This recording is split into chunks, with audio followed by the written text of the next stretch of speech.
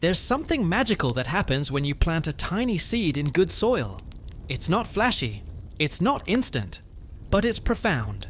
In the next hour, we're going to explore the gentle science behind growing your own vegetables. From the invisible world beneath your feet to the moment you harvest your first homegrown tomato, you'll discover why earthworms are worth their weight in gold, how a simple marigold can protect your entire garden, and why that failed clay soil might actually be your greatest asset. We'll uncover the secret timing that makes lettuce sweet, the ancient wisdom of crop rotation, and why some vegetables actually prefer the cold. Whether you have acres of land or just a windowsill, whether you're a complete beginner or someone who's been gardening for years, you're about to learn something that will change how you see every meal. This isn't about perfection. It's about connection to your food, to the earth, and to the quiet satisfaction that comes from nurturing something from seed to harvest. So settle in, take a deep breath, and let's dig into the beautiful, surprising world of growing your own food. To begin with, healthy soil serves as the foundation for thriving vegetable gardens, yet many gardeners overlook the complex ecosystem beneath their feet. A truly healthy soil contains the perfect balance of nutrients, organic matter, and living organisms that work together to support plant growth. The key indicators of soil health include proper pH levels, ranging from 6.0 to 7.0 for most vegetables, adequate drainage that prevents waterlogging while retaining moisture, and sufficient organic matter content of at least 3 to 5%. Rich, healthy soil also teams with beneficial microorganisms, maintains good structure that allows roots to penetrate easily, and provides essential nutrients like nitrogen, phosphorus, and potassium in forms that plants can readily absorb. Furthermore, healthy soil exhibits excellent water-holding capacity while still allowing excess moisture to drain away, preventing root rot and other moisture-related problems. The presence of earthworm castings, a crumbly texture that holds together when squeezed but breaks apart easily, and the absence of compaction all signal soil that will support robust vegetable production. Temperature regulation is another crucial aspect, as healthy soil maintains more stable temperatures that protect plant roots from extreme heat and cold fluctuations.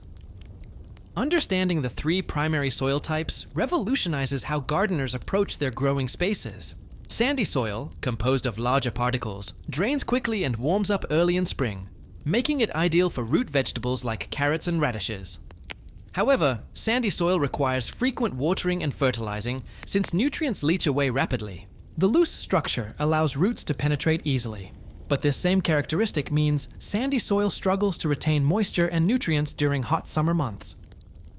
Conversely, clay soil consists of tiny particles that pack tightly together, creating excellent nutrient retention but challenging drainage conditions.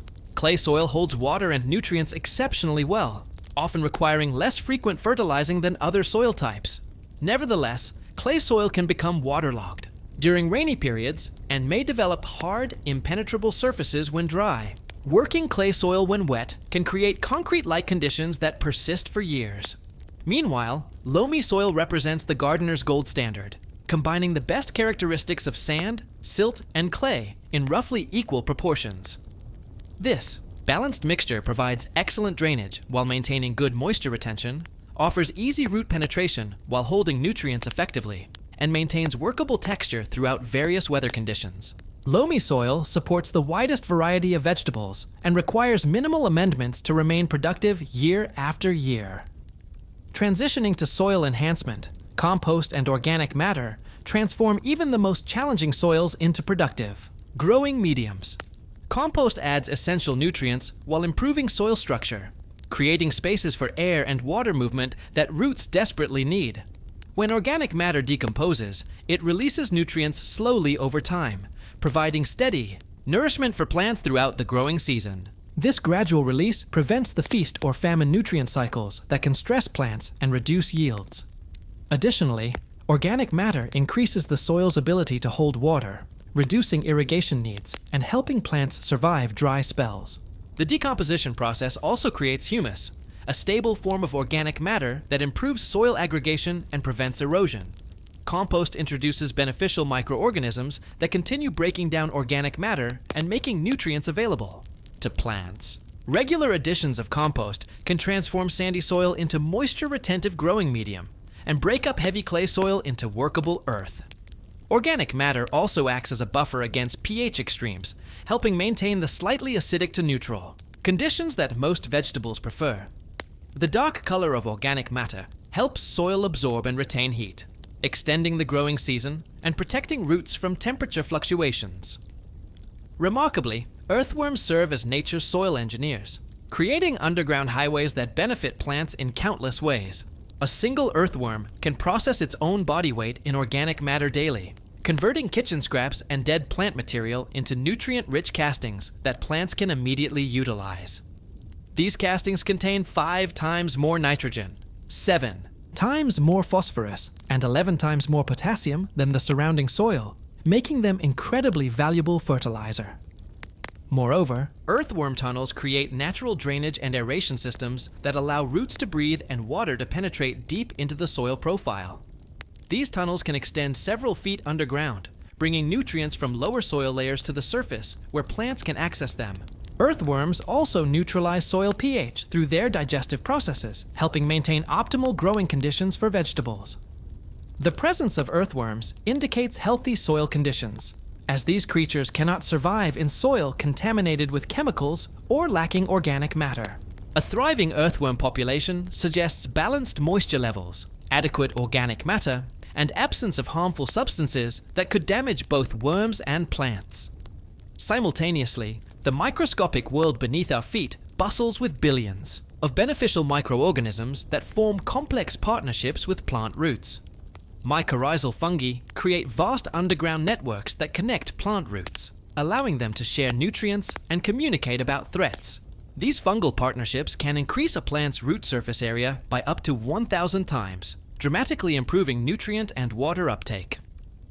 Beneficial bacteria fix nitrogen from the atmosphere, converting it into forms that plants can use directly. Other microorganisms break down organic matter, release nutrients, and create soil structure through their waste products and death. Some bacteria and fungi actively protect plants from diseases by outcompeting harmful pathogens or producing natural antibiotics. The soil food web includes predatory microorganisms that control pest populations, decomposer organisms that recycle, nutrients and symbiotic species that form mutually beneficial relationships with plants. This invisible ecosystem requires minimal disturbance and regular inputs of organic matter to remain balanced and productive. In addition, crop rotation quietly revolutionizes garden health by breaking pest and disease cycles while maintaining soil fertility naturally. Different plant families have varying nutrient requirements and contribute different organic matter types when they decompose. Rotating crops prevents soil depletion of specific nutrients while adding diverse organic compounds that feed different beneficial microorganisms. Legumes like beans and peas fix nitrogen in the soil, enriching it for heavy feeders like tomatoes and corn that follow in subsequent seasons. Deep-rooted crops bring nutrients from lower soil layers to the surface, while shallow-rooted plants utilize nutrients in the upper soil profile. This natural cycling reduces the need for external fertilizers while maintaining soil productivity. Crop rotation also disrupts pest life cycles, as many insects and diseases are specific to particular plant families, moving crops to different garden areas. Each season prevents these problems from becoming established and reduces the need for pesticides.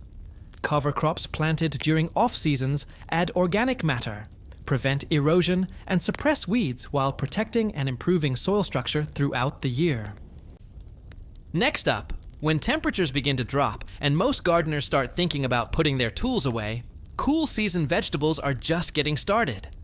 These remarkable plants have evolved to not only survive, but actually thrive in cooler conditions that would stress or kill their warm weather counterparts. Understanding how to work with these hardy crops can extend your growing season significantly and provide fresh produce when grocery store prices are at their highest. Lettuce stands as one of the most popular and versatile cool season vegetables, with varieties that can withstand surprisingly low temperatures. Most lettuce varieties prefer temperatures between 45 and 65 degrees Fahrenheit, making them perfect for spring and fall gardening. Interestingly, lettuce actually becomes bitter and bolts quickly when temperatures rise above 70 degrees, which explains why summer lettuce growing can be so challenging. The key to successful lettuce cultivation lies in choosing the right variety for your climate and timing. Loose-leaf varieties like black-seeded Simpson and red Sales are particularly hardy and can tolerate light frosts, while head lettuces like Iceberg require more consistent temperatures and protection. Similarly, spinach demonstrates remarkable cold tolerance, with some varieties capable of surviving temperatures as low as 15 degrees Fahrenheit when properly established. This leafy green actually develops a sweeter flavor after exposure to light frost, as the plant converts starches to sugars as a natural antifreeze mechanism. Spinach grows best in temperatures between 35 and 60 degrees Fahrenheit, making it an ideal crop for late fall and early spring gardens. The plant's ability to overwinter in many climates makes it particularly valuable for continuous harvest throughout the colder months. Moving to another powerhouse of cool season gardening, kale has gained tremendous popularity, not only for its nutritional benefits, but also for its exceptional cold hardiness. This member of the Brassica family can survive temperatures well below freezing, with some gardeners successfully harvesting kale even after heavy snowfall. Like spinach, kale's flavor actually improves after frost exposure, becoming sweeter and less bitter. The plant's thick, waxy leaves provide natural protection against cold damage, and mature kale plants can continue producing new leaves even when temperatures hover around 20 degrees Fahrenheit. Transitioning to root vegetables, carrots represent one of the most successful cool season crops for beginning gardeners. These taproots not only tolerate cold weather, but actually require it for optimal flavor development. Carrots planted in late summer and harvested after the first frost are notably sweeter than those grown in warm weather. The cold triggers their conversion of starches to sugars, creating that distinctive sweet, crisp flavor that makes winter carrots so prized. Additionally, carrots can remain in the ground well past the first frost, as the soil provides insulation and the roots continue to improve in flavor. Understanding how frost affects plant growth is crucial for successful cool season gardening. Frost forms when water vapor in the air crystallizes on plant surfaces, typically occurring when temperatures drop to 32 degrees Fahrenheit or below. However, the impact of frost varies significantly depending on the plant species, the duration of freezing temperatures, and the plant's stage of development. Light frosts, lasting only a few hours, may cause minimal damage to hardy vegetables like kale and Brussels sprouts, while the same conditions could devastate tender plants like tomatoes or peppers. Furthermore, the timing of frost exposure plays a critical role in plant survival. Plants that have been gradually acclimated to cooler temperatures through a process called hardening off are much more likely to survive frost than those suddenly exposed to freezing conditions. This natural adaptation process involves changes at the cellular level, including increased sugar concentration in plant tissues and modifications to cell membrane composition that prevent ice crystal formation from rupturing cell walls. When it comes to early spring planting strategies, timing becomes everything. The key is to understand your local climate patterns and work with them rather than against them. Most cool season vegetables can be planted fit that into 4 weeks before the last expected frost date, but this requires careful attention to soil conditions and weather forecasts. Soil temperature is often more important than air temperature for seed germination, with most cool season crops preferring soil temperatures between 40 and 50 degrees Fahrenheit.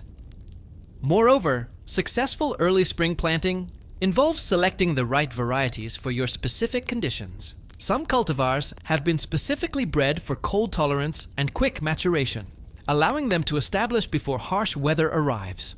For instance, early varieties of spinach like Space and Olympia are designed to germinate and grow quickly in cool conditions, while later varieties might struggle in the same environment. Regarding germination facts for cool weather crops, these plants have fascinating adaptations that allow their seeds to sprout in conditions that would prevent warm season vegetables from even beginning the germination process. Cool season vegetable seeds typically have lower temperature requirements for germination, with many able to sprout in soil temperatures as low as 35 to 40 degrees Fahrenheit. This adaptation allows them to take advantage of brief warm periods in late winter and early spring. Additionally, Many cool season crops have evolved mechanisms to prevent premature germination during warm spells followed by cold snaps. Some seeds require a period of cold stratification, where exposure to cold temperatures breaks dormancy and prepares the seed for germination when conditions become favorable. This natural timing mechanism ensures that plants don't germinate too early and risk damage from subsequent cold weather. The germination rates of cool season vegetables also tend to be more consistent in cool conditions compared to warm season. Crops. While lettuce seeds may take 10 to 14 days to germinate in cool soil, they do so reliably, whereas the same seeds might fail to germinate at all in hot summer conditions. This reliability makes cool season crops particularly valuable for succession planting, where new seeds are planted every few weeks to ensure continuous harvest. Concerning the role of mulching in cool weather vegetable gardens, this practice becomes even more critical than in warm season gardening. Mulch serves multiple functions in cool season gardens, acting as insulation, moisture retention, and soil temperature regulation. During the growing season, mulch helps maintain consistent soil temperatures, preventing the rapid fluctuations that can stress plants and affect root development. Organic mulches like straw, shredded leaves, or grass clippings provide excellent insulation for cool season crops. These materials break down slowly, adding organic matter to the soil while protecting plant roots from freezing. The insulating properties of mulch can extend the growing season by several weeks, allowing gardeners to harvest fresh vegetables well into winter. However, the timing of mulch application requires careful consideration in cool season gardens. While mulch provides valuable insulation once plants are established, it can also keep soil temperatures too cool for optimal seed germination if applied too early. The best practice is to allow the soil to warm naturally in spring, plant seeds, and then apply mulch once seedlings are well established. Different types of mulch materials offer varying benefits for cool season vegetable gardens. Organic mulches provide the dual benefit of insulation and soil improvement, while reflective mulches can help moderate soil temperatures during transitional seasons. The key is selecting the right mulch for your specific crops and growing conditions, always keeping in mind that cool season vegetables have different requirements than their warm weather counterparts. Moving on to warm season vegetables, these heat-loving crops form the backbone of summer gardens across the globe. Tomatoes, peppers, zucchini, and cucumbers represent some of the most popular choices for home gardeners, each offering unique growing characteristics and abundant harvests when properly cultivated. These plants thrive in temperatures between 65 and 85 degrees Fahrenheit, with most requiring soil temperatures of at least 60 degrees before transplanting outdoors. Tomatoes, perhaps the most beloved summer vegetable, actually originated in South America and were initially considered poisonous by Europeans due to their bright red color and relation to the deadly nightshade family. Today, over 10,000 varieties exist worldwide, ranging from tiny cherry tomatoes weighing less than an ounce to massive beefsteak varieties that can exceed 2 pounds per fruit. These versatile plants require consistent watering and benefit from deep, infrequent irrigation rather than frequent shallow watering, which can lead to problems like blossom end rot and cracking. Similarly, peppers showcase remarkable diversity in both heat levels and growing habits. The Scoville scale, developed by pharmacist Wilbur Scoville in 1912, measures the capsaicin content in peppers, with sweet bell peppers registering 0 units, while the Carolina Reaper can exceed 2.2 million units. Interestingly, the heat in peppers primarily concentrates in the white pith and seeds, not the flesh itself, explaining why removing these parts significantly reduces spiciness in cooking. Transitioning to zucchini, this prolific summer squash belongs to the same species as pumpkins, acorn squash, and spaghetti squash, all classified as cucurbita pepo. A single zucchini plant can produce between 6 and 10 pounds of fruit throughout the growing season, making it notorious for overwhelming gardeners with its abundance. The flowers of zucchini plants are also edible and considered a delicacy in many cuisines, often stuffed with cheese or herbs and lightly fried. Meanwhile, cucumbers offer refreshing relief during hot summer months and contain approximately 96% water, making them one of the most hydrating vegetables available. These climbing vines can grow up to 8 feet long when provided with proper support, and their tendrils will naturally wrap around any nearby structure. Cucumbers also demonstrate remarkable sensitivity to their environment, with bitter compounds called cucurbitacins, developing when plants experience stress from inconsistent watering or extreme temperatures. Understanding how temperature and sunlight affect fruit production becomes crucial for maximizing yields from these warm season crops. Most vegetables in this category require full sun exposure, meaning at least 6 to 8 hours of direct sunlight daily. However, the relationship between temperature and productivity follows a bell curve pattern, with optimal fruit set occurring within specific temperature ranges for each plant type. For tomatoes, nighttime temperatures below 55 degrees Fahrenheit or above 75 degrees can significantly reduce fruit set, as the pollen becomes less viable under these conditions. During extreme heat waves exceeding 90 degrees, tomato plants may drop their blossoms entirely as a survival mechanism, conserving energy for vegetative growth instead of reproduction. This phenomenon explains why gardeners in very hot climates often see reduced yields during the peak of summer. Peppers demonstrate similar temperature sensitivity, though they generally tolerate heat better than tomatoes. These plants actually prefer slightly warmer conditions, with optimal fruit development occurring when daytime temperatures range between 70 and 80 degrees Fahrenheit. Excessive heat above 90 degrees can cause pepper flowers to abort, while temperatures below 60 degrees slow growth significantly and may cause leaves to turn purple due to reduced phosphorus uptake. Furthermore, sunlight intensity directly impacts the sugar content and flavor development in many warm season vegetables. Tomatoes grown in full sun typically contain higher levels of lycopene, the antioxidant responsible for their red color, and many health benefits. Insufficient light can result in leggy growth, reduced flowering, and poor fruit quality, emphasizing the importance of proper garden placement and pruning for light penetration.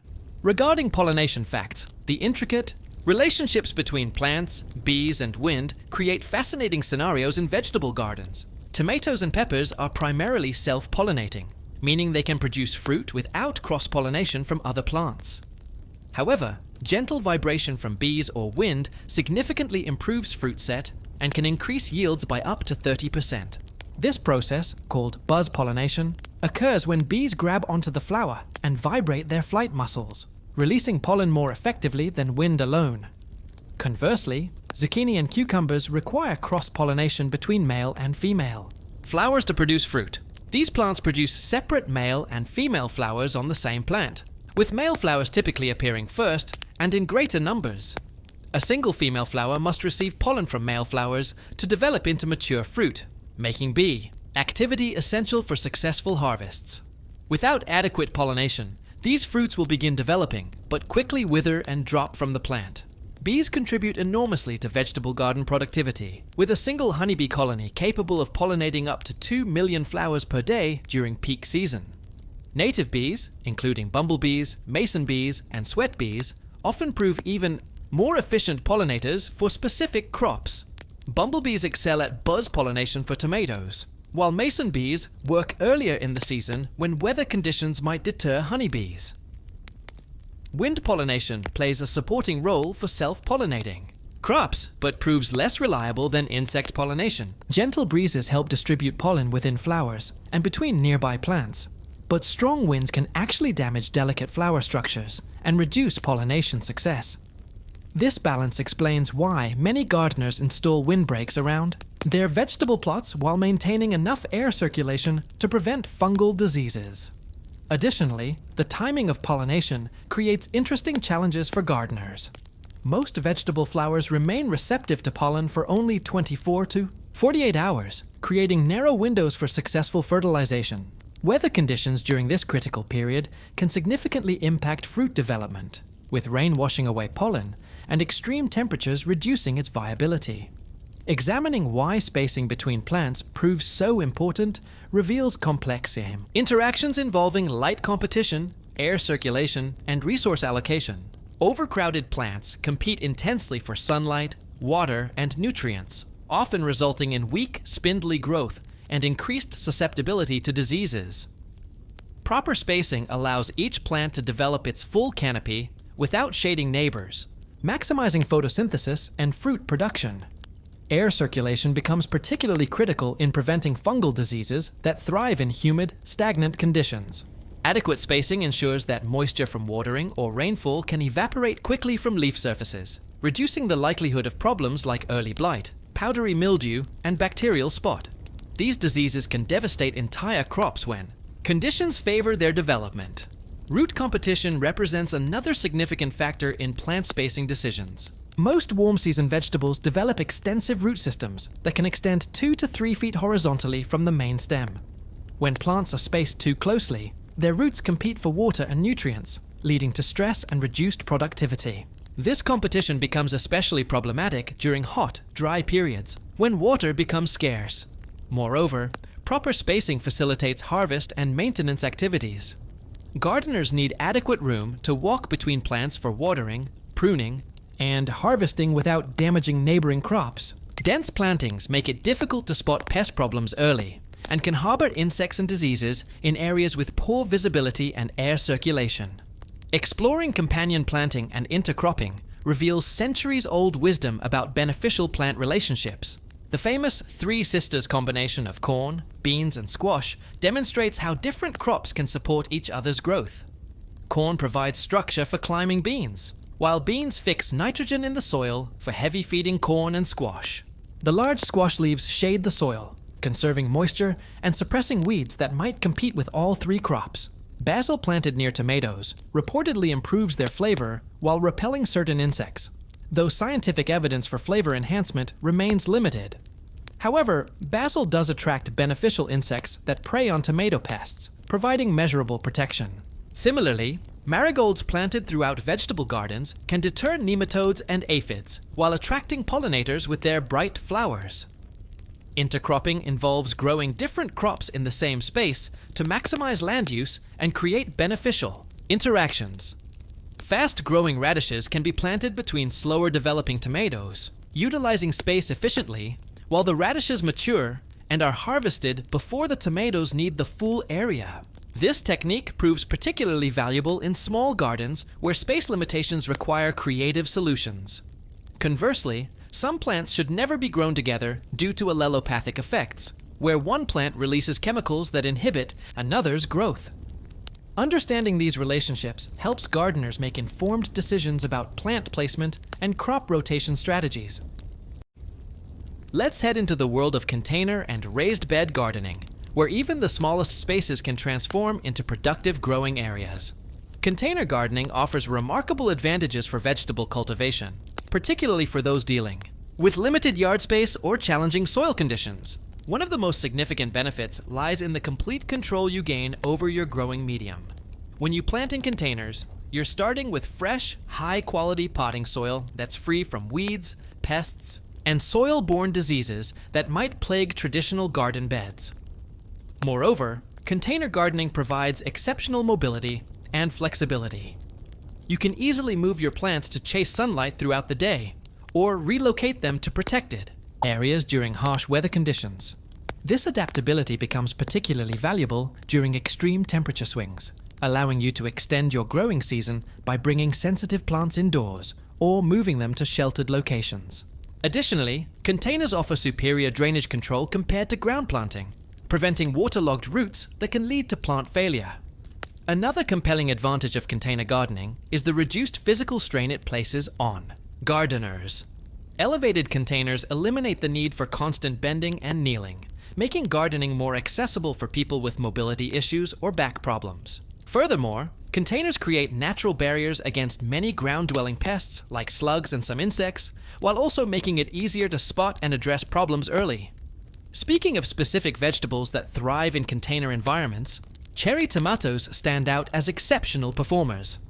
These compact varieties produce abundant harvests in relatively small spaces, with many cultivars specifically bred for container growing.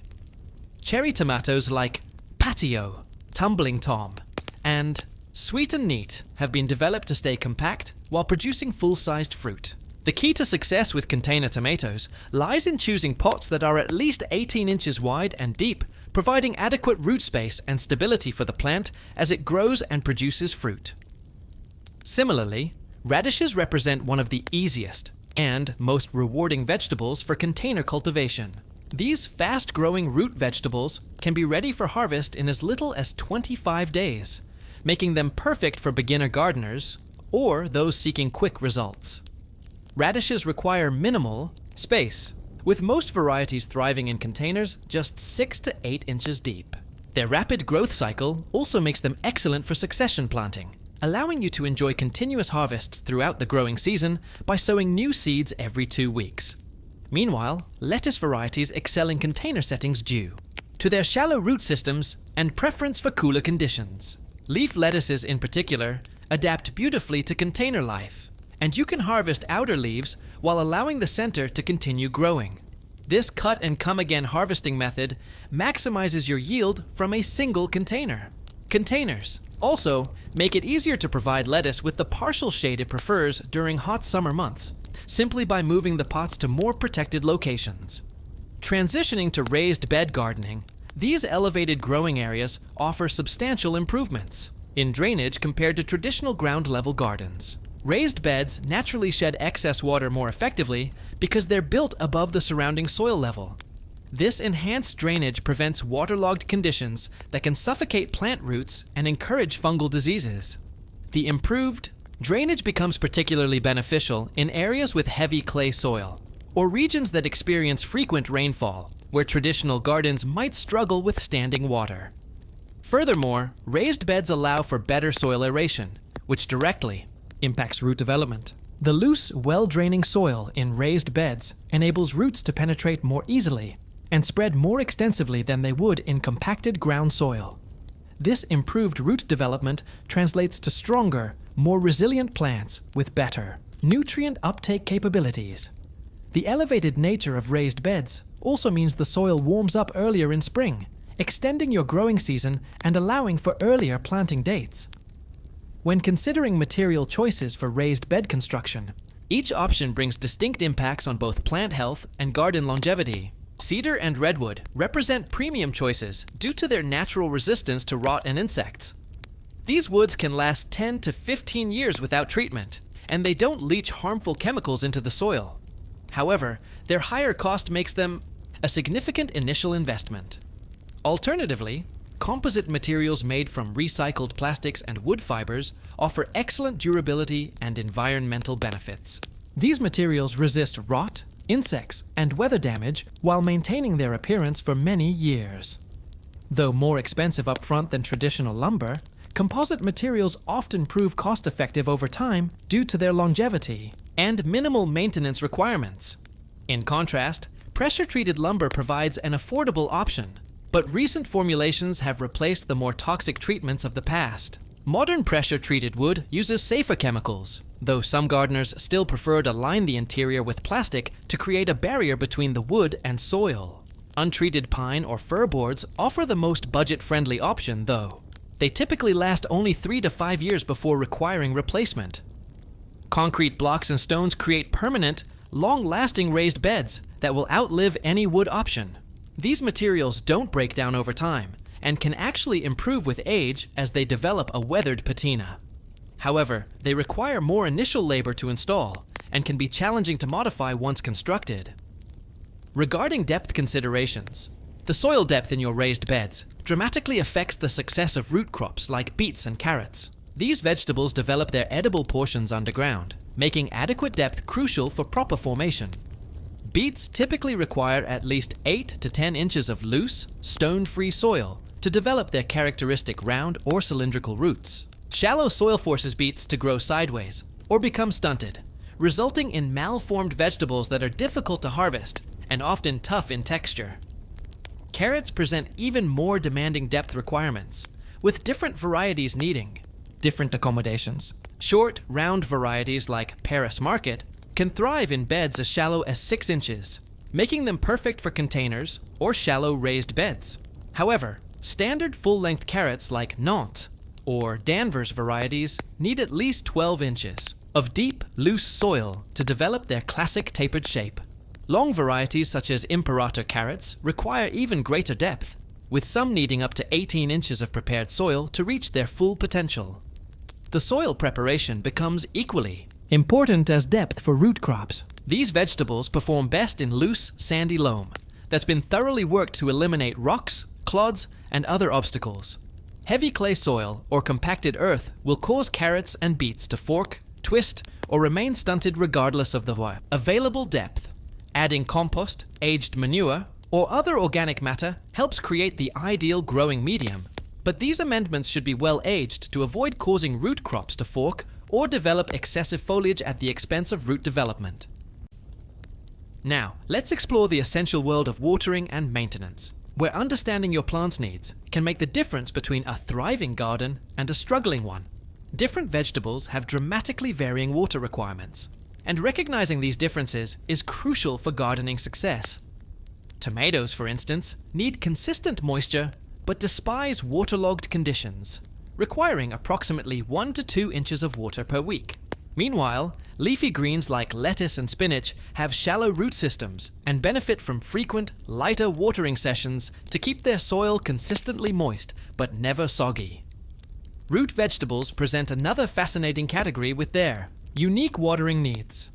Carrots and radishes prefer deep, infrequent watering that encourages their tap roots to grow straight and strong, while frequent shallow watering can cause them to become forked or stunted. Interestingly, beans and peas, being legumes, actually prefer slightly drier conditions once established, as excessive moisture can interfere with their nitrogen-fixing capabilities and lead to poor pod development. Furthermore, Mediterranean herbs like rosemary, thyme, and oregano thrive with minimal water once established, mimicking their native dry climate conditions. These plants actually develop more concentrated flavors when slightly stressed by drought conditions, making overwatering counterproductive to both their health and culinary value. Conversely, moisture-loving plants like celery and cucumbers can consume up to 3 times more water than drought-tolerant varieties, requiring gardeners to group plants with similar water needs together for efficient irrigation management. Moving deeper into watering science, the concept of deep watering versus shallow watering reveals fascinating insights about plant root development and overall health. Deep watering involves applying water slowly and thoroughly, allowing moisture to penetrate 8 to 12 inches into the soil, which encourages roots to grow downward in search of water. This downward root growth creates a more stable plant that can better withstand periods of drought and wind stress, while also accessing nutrients from deeper soil layers that shallow-rooted plants cannot reach. The science behind root system development shows that plants are remarkably adaptive to their watering patterns. When gardeners water frequently but shallowly, roots tend to concentrate in the top few inches of soil, creating plants that are entirely dependent on regular irrigation and vulnerable to even brief dry periods. However, when deep watering is practiced, roots can extend 2 to 4 feet deep in some vegetables, creating a natural drought insurance system that allows plants to thrive even when surface soil appears dry. Additionally, deep watering promotes better nutrient uptake because many essential minerals leach down through soil layers over time. Plants with deep root systems can access these nutrients, while shallow-rooted plants may suffer deficiencies even in fertile soil. The timing of deep watering also matters significantly, with early morning applications being most effective because they allow plants to absorb moisture before the day's heat increases evaporation rates. Transitioning to soil moisture retention, mulching emerges as one of the most effective techniques for maintaining consistent soil hydration while reducing overall water needs. Organic mulches like straw, shredded leaves, or grass clippings create a protective barrier that can reduce water evaporation by up to 70%, while simultaneously improving soil structure as they decompose. This decomposition process adds valuable organic matter to the soil, improving its water-holding capacity and creating a more hospitable environment for beneficial soil organisms. Different mulching materials offer varying benefits for moisture retention. Straw mulch, particularly popular among vegetable gardeners, provides excellent insulation and breaks down slowly, making it ideal for long-season crops like tomatoes and peppers. Wood chips work exceptionally well for perennial areas and pathways, though they should be kept away from plant stems to prevent pest issues and nitrogen tie-up in annual vegetable beds. Moreover, living mulches, such as low-growing companion Plants can serve dual purposes by retaining soil moisture while providing additional benefits like pest deterrence or nitrogen fixation. Clover planted between vegetable rows not only conserves moisture, but also fixes nitrogen in the soil, reducing fertilizer needs while creating a living carpet that suppresses weeds and moderates soil temperature fluctuations. However, recognizing the signs of improper watering requires careful observation and understanding of plant stress signals. Overwatering symptoms often manifest as yellowing leaves that feel soft and mushy, particularly starting from the bottom of the plant and working upward. Plants suffering from excess moisture may also develop fungal issues, exhibit stunted growth, despite adequate nutrients, and show signs of root rot, which appears as black or brown, mushy roots when examined. Conversely, underwatered plants display distinctly different stress signals that savvy gardeners learn to recognize quickly.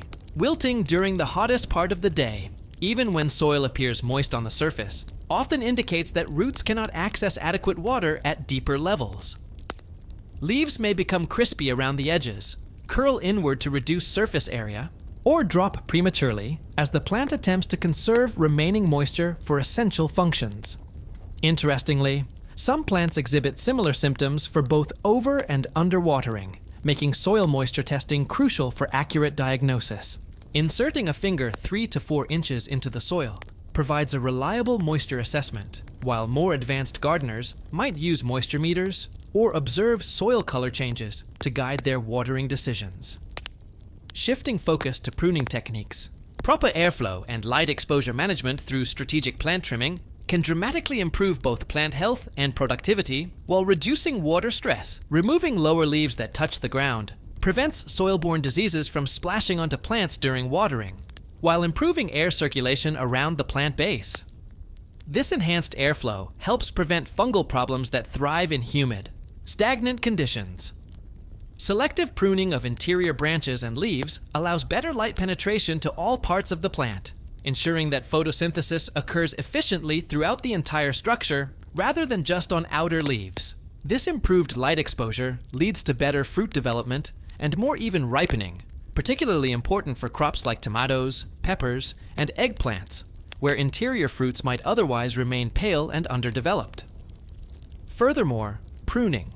Techniques like suckering tomatoes, where shoots growing between main stems and branches are removed, concentrate the plant's energy into fewer, more productive growing points. This focused growth results in larger, higher quality fruits while making harvesting easier and reducing the overall water needs per pound of produce harvested. Strategic pruning also involves removing diseased or damaged plant material promptly, preventing problems from spreading while reducing the plant's energy expenditure on maintaining unhealthy tissue. Clean, sharp pruning tools prevent the spread of plant diseases, while proper timing of pruning activities ensures that plants can heal quickly without becoming vulnerable to pest or disease invasion. Up next is the fascinating world of organic pest control, where nature provides some of the most effective solutions for protecting your garden. Marigolds, those vibrant orange and yellow flowers, serve as natural bodyguards for your vegetables. These cheerful blooms contain compounds called thiophenies that repel aphids, whiteflies, and even nematodes lurking in the soil. When planted throughout your garden, marigolds release their protective chemicals through their roots and foliage, creating an invisible barrier that pests find utterly repulsive. The French marigold variety proves particularly potent, with studies showing a 75% reduction in nematode populations when planted as companion crops. Similarly, basil stands as another aromatic sentinel in your garden arsenal. This culinary herb doesn't just enhance your pasta dishes, it actively deters mosquitoes, flies, and aphids with its powerful essential oils. The compounds eugenol and citronellol in basil create a natural repellent zone extending several feet from each plant. Interestingly, basil planted near tomatoes not only protects both plants from pests, but actually improves the tomato's flavor through beneficial chemical interactions in the soil. Moving beyond plant-based deterrents, beneficial, insects form the backbone of any successful organic garden ecosystem. Ladybugs, those spotted garden celebrities, are voracious predators capable of consuming up to 5,000 aphids during their lifetime. A single ladybug can devour 50 aphids per day, making them incredibly efficient biological control agents. These beneficial beetles undergo complete metamorphosis, and their larvae are even more aggressive hunters than adults, resembling tiny alligators as they patrol plants for soft-bodied pests. Meanwhile, lacewings earn their reputation as aphid lions through their delicate appearance and fierce hunting prowess. Adult lacewings primarily feed on nectar and pollen, but their larvae are merciless predators that consume aphids, spider mites, thrips, and caterpillars. Green lacewing larvae can eliminate up to 600 aphids before pupating, using their hollow, curved mandibles to inject digestive enzymes and literally suck their prey dry. These beneficial insects are particularly valuable because they actively seek out pest colonies, often working at night when many gardeners never witness their contributions. Furthermore, encouraging these beneficial insects requires creating habitat diversity through flowering plants, water sources, and avoiding broad-spectrum pesticides that harm friends and foes alike. Native plants like yarrow, dill, and fennel provide essential nectar sources for adult beneficial insects, while their complex flower structures offer perfect landing platforms and shelter. Transitioning to organic treatment options, neem oil emerges as one of nature's most versatile pest control solutions. Extracted from the seeds of the neem tree, this golden oil contains azadirachtin, a compound that disrupts insect hormone systems and feeding behaviors. Unlike synthetic pesticides that kill on contact, neem oil works systematically by preventing insects from molting properly, reducing their appetite, and interfering with reproduction. This slow-acting approach means pests gradually decline rather than dropping dead immediately, which actually benefits garden ecosystems by maintaining food sources for beneficial insects.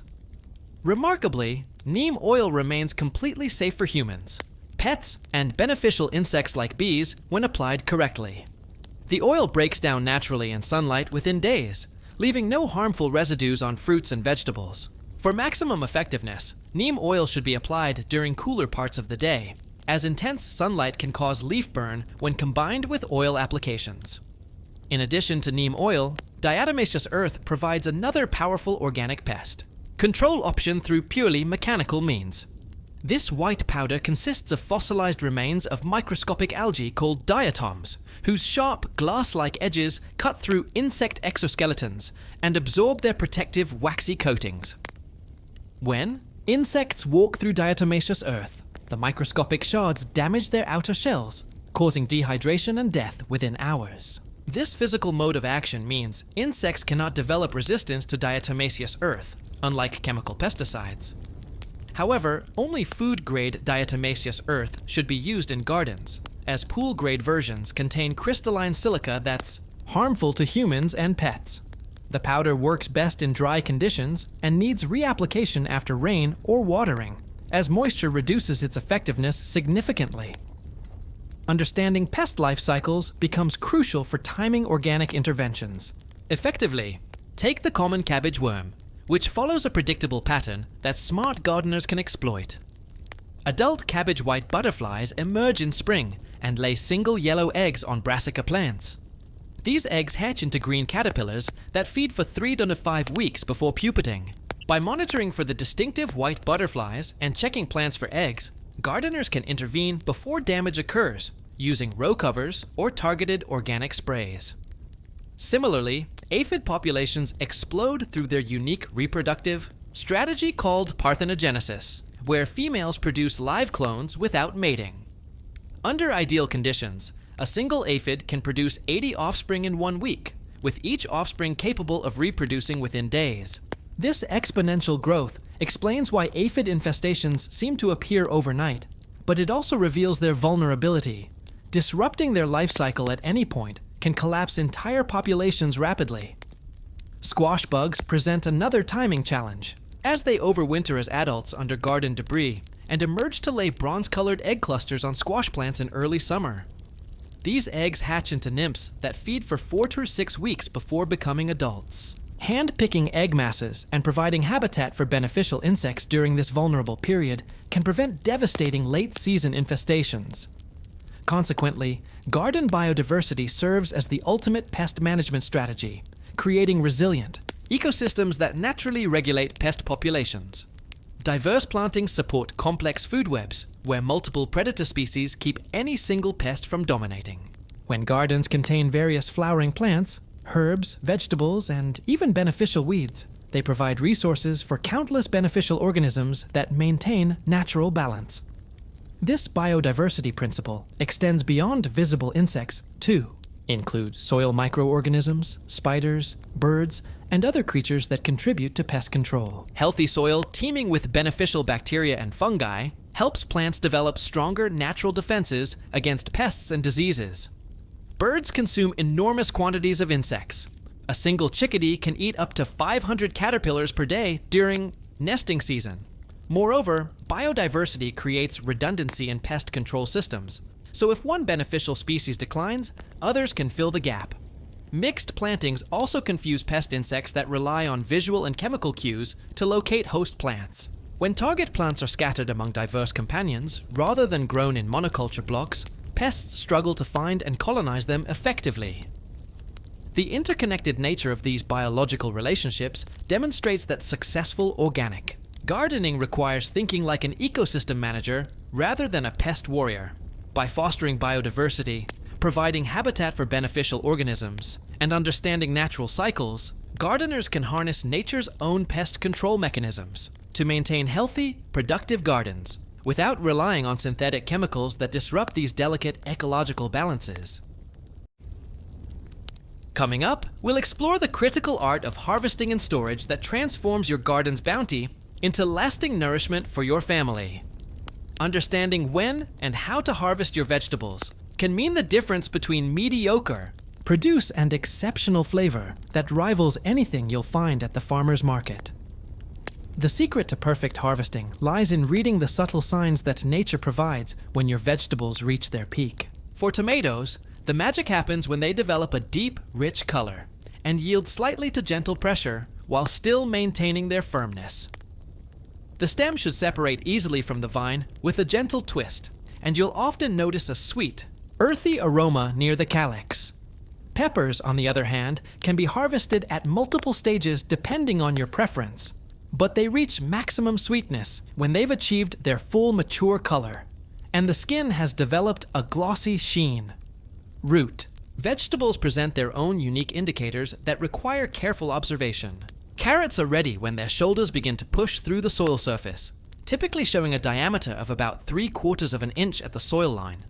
Beets provide a clear signal when their roots reach 2 to 3 inches in diameter, and their greens remain vibrant and upright.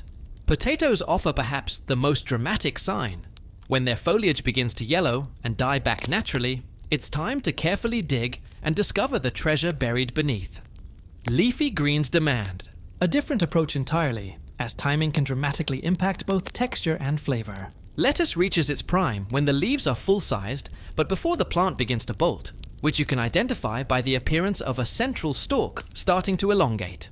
Spinach offers the best flavor when harvested in the early morning, after the leaves have had time to develop sugars overnight, but before the heat of the day causes them to become bitter.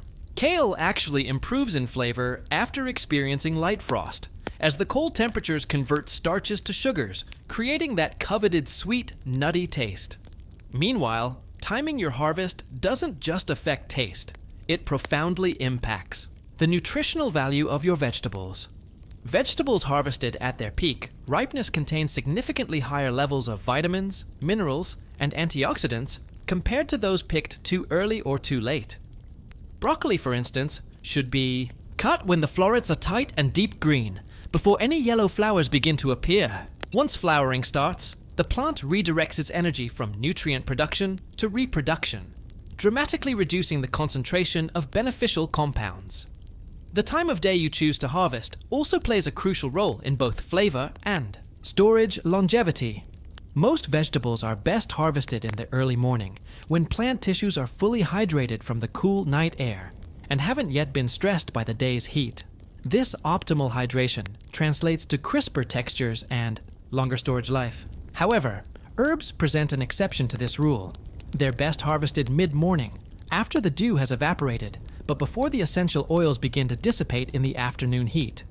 Transitioning from harvest to storage, the The methods you employ can extend the life of your garden produce for weeks or even months beyond the growing season. Root vegetables like carrots, beets, and turnips thrive in cold, humid conditions that mimic their natural underground environment. The ideal storage method involves removing the greens to prevent moisture loss, then layering the roots in damp sand or peat moss in boxes stored in a cool basement or root cellar where temperatures remain between 32 and 40 degrees Fahrenheit.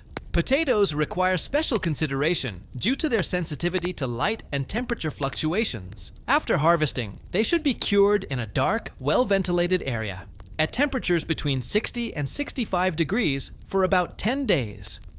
This curing process allows their skins to toughen, which prevents moisture loss and extends storage life. Once cured, potatoes should be stored in complete darkness at temperatures between 35 and 40 degrees. Use as exposure to light causes them to develop green patches containing solanine, a naturally occurring toxin. Furthermore, leafy greens demand entirely different storage strategies to maintain their delicate structure and prevent rapid deterioration. The key lies in managing moisture levels. Too little, and the leaves will wilt. Too much, and they'll develop rot. Most leafy greens benefit from being washed gently in cool water, then thoroughly dried using a salad spinner or clean towels. Once dry, they should be wrapped loosely in paper towels and stored in perforated plastic bags in the refrigerator's crisper drawer, where humidity levels can be controlled. Lettuce and spinach can maintain their quality for up to a week using this method, while heartier greens like kale and collards can remain fresh for up to 2 weeks. The paper towels serve a dual purpose. They absorb excess moisture that could lead to decay while maintaining enough humidity to prevent wilting. Remember to check and replace the paper towels if they become saturated, as wet towels can actually accelerate spoilage. In contrast, fruiting crops like tomatoes, peppers, and eggplants have their own specific requirements for optimal storage. Tomatoes should never be refrigerated if you want to preserve their flavor, as cold temperatures break down the compounds responsible for their characteristic taste. Instead, store ripe tomatoes at room temperature and use them within a few days, or harvest them slightly underripe and allow them to ripen gradually on a counter, away from direct sunlight. Peppers, whether sweet or hot, can be stored in the refrigerator for up to 2 weeks when kept in perforated plastic bags. However, for longer-term storage, consider drying hot peppers by stringing them together and hanging them in a well-ventilated area, or freezing sweet peppers after blanching them briefly in boiling water. Additionally, certain crops like winter, squash and onions require a curing process that dramatically extends their storage life when done correctly. Winter squash, including butternut, acorn, and delicata varieties, should be harvested when their stems are dry, and their skins cannot be easily punctured with a fingernail. After harvest, they need to cure in a warm, dry location with good air circulation for about 10 days. This process hardens their skins and concentrates their sugars, allowing properly cured squash to store for several months in a cool, dry place. Onions follow a similar curing process, but require even more attention to detail. They should be harvested when their tops begin to fall over naturally, then lifted and allowed to cure in the garden for several days if weather permits. Once the outer skins become papery and the necks are completely dry, onions can be braided or stored in mesh bags in a cool, dry, well-ventilated area where they can last for 6 months or more. Moreover, one of the most rewarding aspects of harvesting involves saving seeds from your best-performing heirloom varieties, creating a sustainable cycle that connects you to generations of gardeners before you. This practice not only saves money, but also allows you to select for traits that perform best in your specific growing conditions. Tomatoes offer an excellent starting point for seed saving, as their seeds are easy to extract and process. Simply, scoop the seeds and gel from fully ripe fruits into a jar, add a small amount of water, and allow the mixture to ferment for several days until a mold forms on the surface. This fermentation process removes the gel coating that inhibits germination and kills many seed-borne diseases. After fermentation, rinse the seeds thoroughly, dry them completely on a screen or paper towel, and store them in labeled envelopes in a cool, dry place. Properly saved tomato seeds can remain viable for 4 to 6 years, providing you with an endless supply of your favorite varieties while preserving the genetic diversity that makes heirloom vegetables so special. Now we turn to the extraordinary world of unusual and heirloom vegetables, where gardening becomes a journey through time and a celebration of biodiversity. These remarkable plants carry within their seeds the stories of generations past, offering flavors, colors, and textures that have been carefully preserved by dedicated gardeners for centuries. Heirloom tomatoes represent perhaps the most beloved category of heritage vegetables, captivating gardeners with their incredible diversity. And rich histories, unlike modern hybrid varieties bred for shipping and shelf life, heirloom tomatoes come in an astounding array of shapes, sizes, and colors that would make any artist's palate jealous. The Cherokee Purple, originating from Tennessee around 1890, produces deep purple-brown fruits with complex, smoky flavors that intensify as the season progresses. Meanwhile, the Green Zebra, developed in the 1980s but bred from much older varieties, displays striking yellow-green stripes and offers a tangy, slightly tart taste that adds complexity to salads and salsas. Similarly, the world of heirloom carrots extends far beyond the familiar orange varieties found in grocery stores. Purple carrots, which actually predate orange ones historically, contain high levels of anthocyanins, the same antioxidants found in blueberries and red wine. These ancient varieties, including the purple haze and cosmic purple, not only provide exceptional nutritional benefits, but also create stunning visual displays in gardens and on dinner plates. Some purple carrots maintain their vibrant color even when cooked, while others reveal beautiful orange centers when sliced, creating natural rainbow effects that delight both children and adults. Moving beyond traditional expectations, striped eggplants showcase nature's artistic capabilities through varieties like the Listada de Gandia from Spain and the Turkish orange. These stunning vegetables display intricate patterns of purple and white stripes, or in some cases, brilliant orange hues that seem almost too beautiful to harvest. The Listada de Gandia, with its distinctive lavender and white striping, has been cultivated in the Valencia region for over 200 years, perfectly adapted to Mediterranean growing conditions, while producing tender, mild-flavored fruits that are prized in traditional Spanish cuisine. Ancient varieties carry within them fascinatings, stories of human migration, trade, and cultural exchange. The glass gem corn, originally developed by Cherokee farmer Carl Barnes, represents a living connection to indigenous agricultural practices that sustained entire civilizations. This remarkable variety produces kernels in translucent shades of blue, purple, pink, and amber, resembling precious stones when dried. Each ear tells a genetic story spanning thousands of years, as Barnes spent decades collecting and preserving Native American corn varieties that were disappearing from cultivation.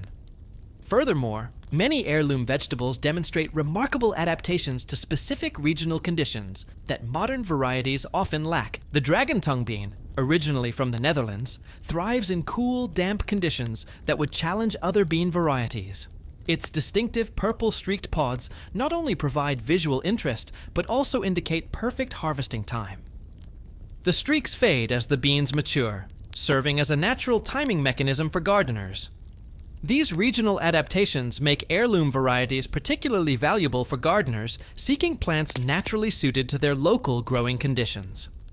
Regional vegetables often possess unique growing requirements that reflect their origins and centuries of selective breeding. The Armenian cucumber, despite its name, actually originates from Italy and technically belongs to the melon family rather than true cucumbers. This vigorous climbing plant requires substantial vertical support and warm growing conditions, but rewards patient gardeners with extremely long, curved fruits that can reach 3 feet in length. Unlike regular cucumbers, Armenian cucumbers never become bitter and can be harvested at any size, making them incredibly versatile for both fresh eating and preserving. The preservation of old seeds represents more than simple gardening enthusiasm. It constitutes a vital form of genetic conservation that protects our agricultural heritage. Seed savers understand that each variety represents countless generations of careful selection, adaptation, and improvement by farmers and gardeners who came before us. The mortgage lifter tomato, developed during the Great Depression by a West Virginia radiator repairman named Charlie Biles, earned its name because Biles reportedly paid off his mortgage by selling seedlings for $1 each. This variety capable of producing tomatoes weighing over 2 pounds, demonstrates how individual gardeners can create lasting agricultural innovations. Moreover, the stories behind heirloom seeds often reveal fascinating glimpses into social history and human resilience. Many varieties were smuggled across borders, sewn into clothing hems, or hidden in hair ornaments as families fled persecution or sought new opportunities. The Anna Russian tomato carries with it the story of Anna Bauer, who brought seeds from Bavaria to Oregon in the 1880s, carefully preserving them through harsh frontier conditions. These seed stories remind us that gardening represents an unbroken chain of human connection stretching back to the dawn of agriculture. Botanical curiosities. Like Romanesco broccoli, challenge our very definitions of vegetables while showcasing nature's mathematical precision. This remarkable plant, also known as Roman cauliflower, displays perfect Fibonacci spirals in its conical florets, creating fractal patterns that seem more like abstract art than food.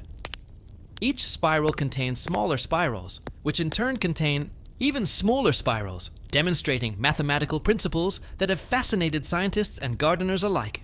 Romanesco requires cool growing conditions and consistent moisture, making it a rewarding challenge for gardeners willing to provide precise care.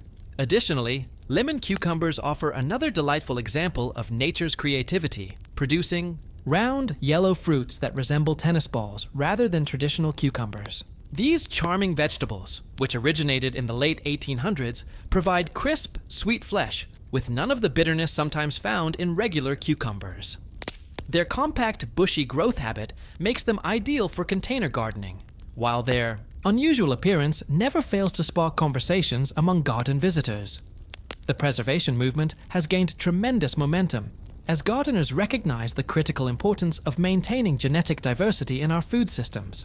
Organizations like Seed Savers Exchange have created networks of dedicated gardeners who actively grow, save, and share heirloom varieties, ensuring that these treasures remain available for future generations. Each gardener who chooses to grow unusual or heirloom vegetables becomes part of this vital conservation effort, helping to maintain the rich tapestry of flavors, colors, and genetic traits that represent humanity's agricultural inheritance. Through growing these exceptional vegetables, gardeners gain access not only to superior flavors and nutritional benefits, but also to the profound satisfaction of participating in living history, ensuring that the wisdom and beauty of our agricultural past continues to flourish in gardens around the world. As we reach the end of our journey through the vegetable garden, it's worth pausing to appreciate the quiet marvel of what happens when we work alongside nature's gentle systems. In your garden beds, whether they're raised plots or simple containers, on a windowsill, countless small miracles unfold each day. The earthworms continue their slow work of enriching the soil. Beneficial microbes form partnerships with plant roots, and seeds transform into sustenance through the patient alchemy of sun, water, and time. The vegetable garden teaches us that the most profound changes often happen gradually, almost imperceptibly. A tomato seedling doesn't announce its daily growth, yet week by week it reaches toward the light. Carrots don't trumpet their progress as they slowly push deeper into the earth, developing the sweet crunch that will eventually grace your table. Even the soil itself changes beneath our feet, becoming richer with each season's compost and each year's careful tending. This is an invitation to become a daily observer of these gentle transformations. Notice how the morning light strikes your lettuce differently as the seasons shift. Watch how your pepper plants respond to a week of warm weather, or how your kale seems to stand a little taller after a gentle rain. These small observations connect us to rhythms far older than ourselves, reminding us that we're part of something larger and more enduring than our hurried daily lives.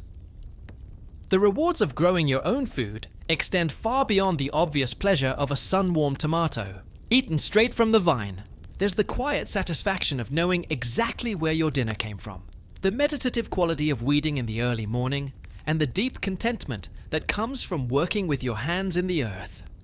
Each harvest is both an ending and a beginning, the culmination of months of care and the promise of seeds saved for next year's garden. Whether you're tending to a single pot of herbs or managing rows of heirloom vegetables, you're participating in humanity's oldest partnership with the natural world. Your garden becomes a place of learning, patience, and gentle wonder. A space where the simple act of growing food becomes a practice of mindful attention to the world around us. Thank you for joining us in exploring the peaceful art of vegetable gardening. May your soil be rich, your harvests abundant, and your daily garden observations bring you the quiet joy that comes from growing your own food, one small miracle at a time.